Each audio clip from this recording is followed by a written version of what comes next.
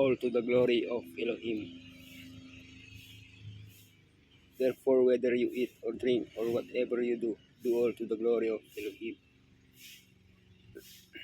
Starting with 1 Corinthians 7, Paul dedicates himself to answering a series of questions that the Corinthians had sent him by letter. For this reason, although chapters 8 through 10 deal primarily with idolatry, Paul intersperses some topics with no apparent relation to this specific sin. However, he tries to include a common thread in each topic, love and mutual respect, which should lead the church to unity. Along with this idea, Paul emphasizes the need for everything done in the church or in private life to be done to the glory of Elohim. 1 Corinthians 8, food sacrifice to idols, knowledge and love. 1 Corinthians 9, Paul renounces his rights, the rights of the gospel. 1 Corinthians 10, 1-13, warning against idolatry, lessons from the past. 1 Corinthians 10, 14-22, the Lord's cup and the cup of demons, abandon idolatry. 1 Corinthians 10, 23-33, do everything to the glory of Elohim, what is lawful and what is appropriate. Knowledge and love. 1 Corinthians 8, food sacrifice to idols, but knowledge puffs up while love builds up. Paul divides the church into two groups, the strong and the weak. 1 Corinthians 8, 4-7a. The strong understand that idols are nothing, for there is only one true Elohim. The weak have not yet grasped this point. 1 Corinthians 8, 7b. The strong eat meat sacrificed to idols because they know that idols cannot contaminate the food. The weak believe they sin if they eat that meat. But the strong, through their knowledge and example, can cause the weak to fall. Out of love for his brother, the strong must restrain himself. Christians should put love before knowledge, when knowledge may be a stumbling block for the weak brother in the process of growth. The rights of the gospel. 1 Corinthians 9, Paul renounces his rights.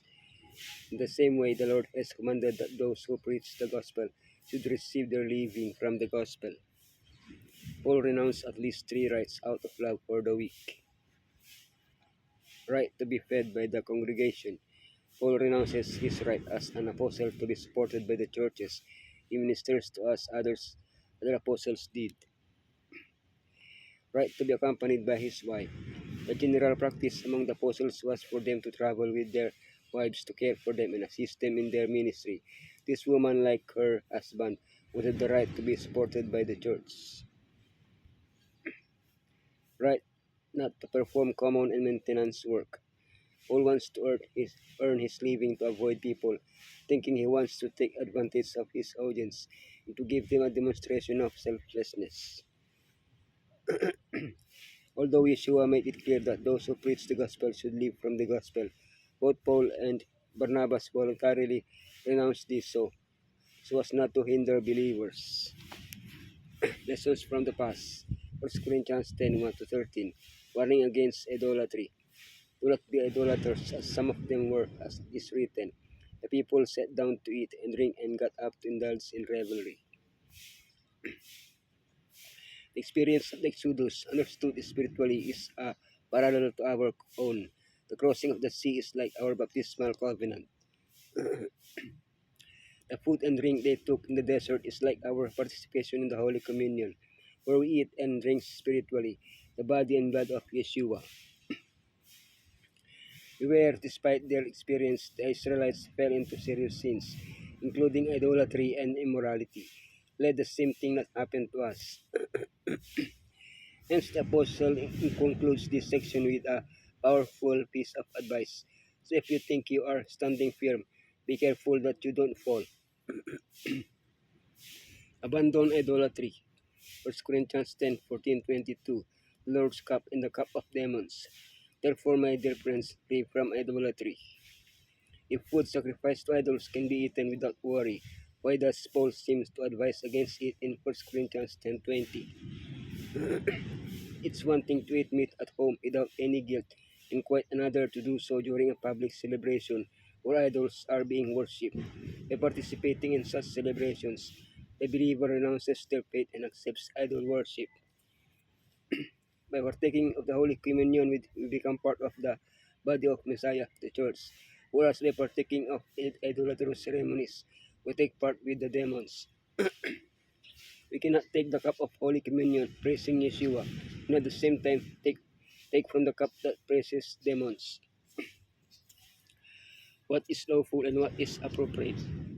Therefore, whether you eat or drink or whatever you do, do all to the glory of Elohim. Everything is permissible, but not everything is beneficial.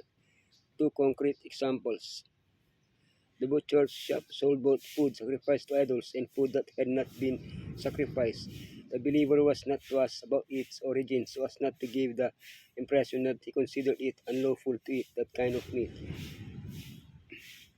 An unbeliever invited a believer to eat. The believer ate without question. Everything is permissible for him. But the host said that the meat had been offered to an idol. Therefore, so as not to offend the host's conscience, it was deemed inappropriate for the believer to partake of that meat.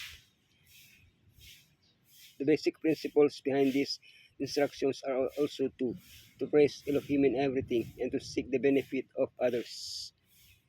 That is to love Elohim above all things and your neighbor as yourself, just as Yeshua asked the rich young man.